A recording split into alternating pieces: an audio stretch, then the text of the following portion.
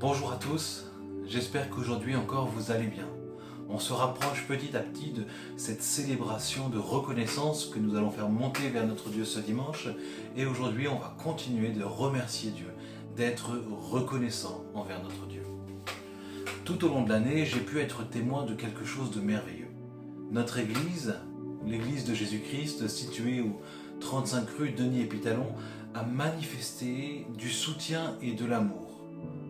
En effet, tout au long de l'année, nous avons pu observer, en tout cas j'ai pu observer, que l'Église apprend de plus en plus à prendre soin d'elle. Les membres de l'Église, les membres qui composent cette Église, apprennent de plus en plus à prendre soin les uns des autres.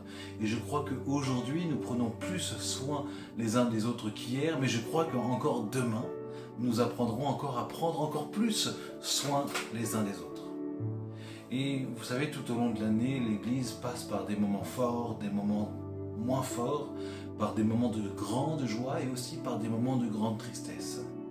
Et au travers de tous ces moments, nous avons appris cette année ce que l'apôtre Paul nous enseigne dans Romains chapitre 12 au verset 15 lorsqu'il nous dit la chose suivante: partagez la joie de ceux qui sont dans la joie, mais partagez aussi les larmes de ceux qui sont dans les larmes. Je crois que tout au long de l'année, c'est aussi ce que nous avons appris à faire. Nous réjouir avec ceux qui se réjouissent et pleurer avec ceux qui pleurent. Je crois qu'ici, il y a un beau sujet de reconnaissance. En effet, j'ai entendu à plusieurs reprises cette année, à la fois par des personnes qui sont de l'Église, mais aussi par des personnes qui étaient témoins à l'extérieur de l'Église, que des personnes qui souffraient, que des personnes qui étaient dans la souffrance, que ce soit des situations de vie délicates, ou alors dans la maladie, ont témoigné se sentir littéralement portés, soulevés, soutenus par la prière, les différentes prières qui sont montées dans l'Église, l'intercession de l'Église. Et ici, je crois qu'il y a vraiment un sujet de reconnaissance.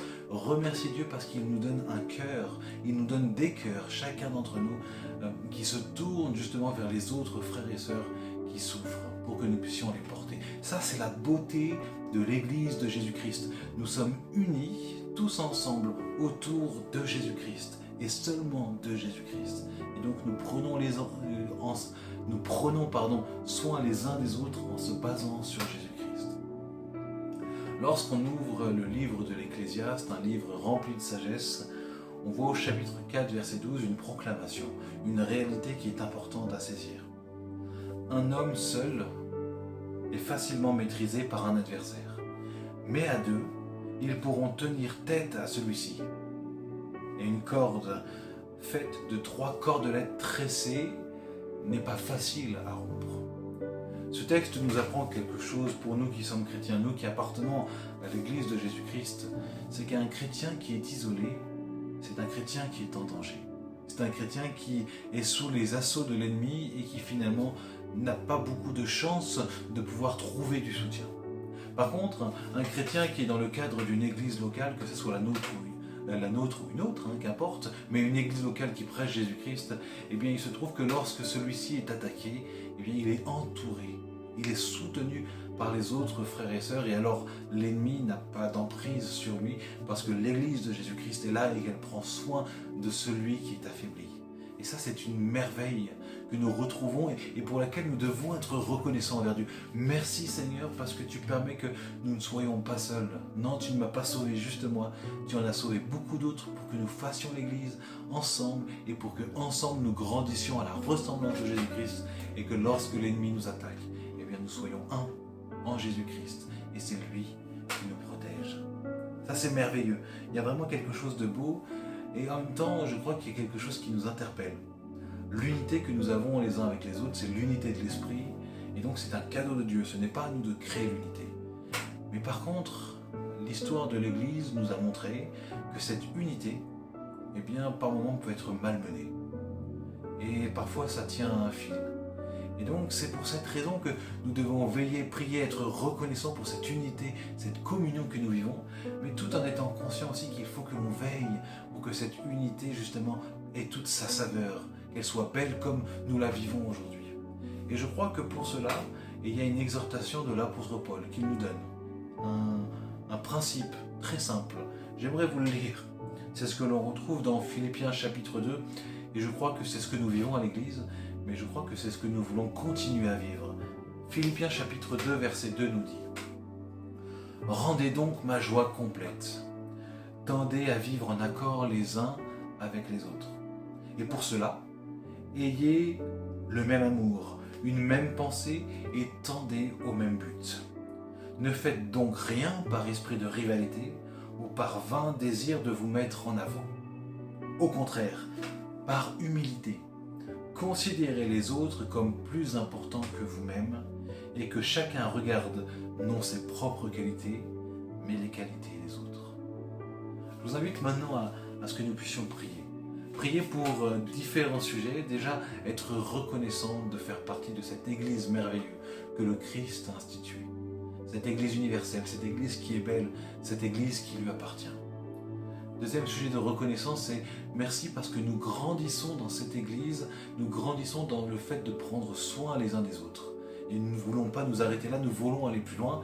Et c'est là le troisième sujet de prière, que Dieu nous aide à regarder les autres avec tellement d'importance que nous voulons toujours plus prendre soin d'eux, comme Jésus-Christ prend soin de nous. Voilà, je vous invite maintenant à la prière, et suite à ce message, ou même par rapport à d'autres que vous avez vus cette semaine, si vous voulez m'envoyer des sujets de prière ou de reconnaissance, eh bien n'hésitez pas. Si vous voulez que ça soit privé, eh bien je le garderai pour moi, et si vous voulez que ça soit public, je pourrai aussi les retransmettre à l'ensemble de l'Église. Mais prenons maintenant ce temps pour remercier Dieu, pour être reconnaissant pour son Église. Père, merci, merci. Comment ne pas être reconnaissant devant la beauté qu'est l'Église de Jésus-Christ? Aujourd'hui, nous voulons être reconnaissants parce que nous savons que nous sommes unis les uns les autres par le don de ton esprit. Et finalement, dans l'Église sont rassemblées des personnes tellement différentes, des cultures différentes, des nationalités différentes, des classes sociales différentes, mais nous sommes tous unis sur un même dénominateur commun, Jésus-Christ, la croix de Jésus-Christ. Alors, merci Seigneur, merci. Et nous voulons être aussi reconnaissants parce que tu nous as interpellés les années qui ont passé sur le fait que nous devons apprendre à prendre soin les uns des autres de manière encore plus grande, plus intense. Et nous te remercions parce que nous contemplons et nous voyons le chemin qui est parcouru et nous te disons merci. Merci pour tous ces frères, merci pour toutes ces sœurs qui, dans les moments difficiles, se sont sentis soutenus, vraiment portés par la prière. Et nous voulons te demander que ce soit dans la joie ou dans la tristesse, les prières de l'Église ne cessent jamais de monter pour intercéder pour ceux qui souffrent. Et Seigneur, nous voulons aussi te dire que nous ne voulons pas nous arrêter là. Nous voulons continuer à grandir et à apprendre à prendre soin les uns des autres. Alors c'est dans cette optique-là que déjà nous te disons merci parce que nous savons que dans cet instant déjà, tu réponds à notre prière. Et donc nous te remettons toutes les personnes qui dans l'Église ont une charge particulière dans l'accompagnement. Ceux qui sont là pour écouter, ceux qui sont là pour prier, pour prendre soin. Ceux que nous avons placés sous ton mandat devant l'Église pour prendre soin des autres. Mais aussi nous te recommandons toute l'Église pour que chacun à notre niveau, chacun dans notre situation, nous puissions apprendre à prendre soin des autres. Et je crois que ça passe par cette exhortation de Philippiens 2, où tu nous demandes de considérer les autres comme plus importants que soi-même. Apprends-nous cela, Seigneur. Et merci parce que tu es tellement bon avec nous. Merci pour la beauté de ton Église.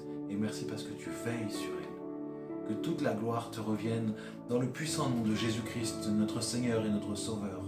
Et que cette prière, Seigneur, soit toujours alimentée par ton Esprit Saint, Seigneur.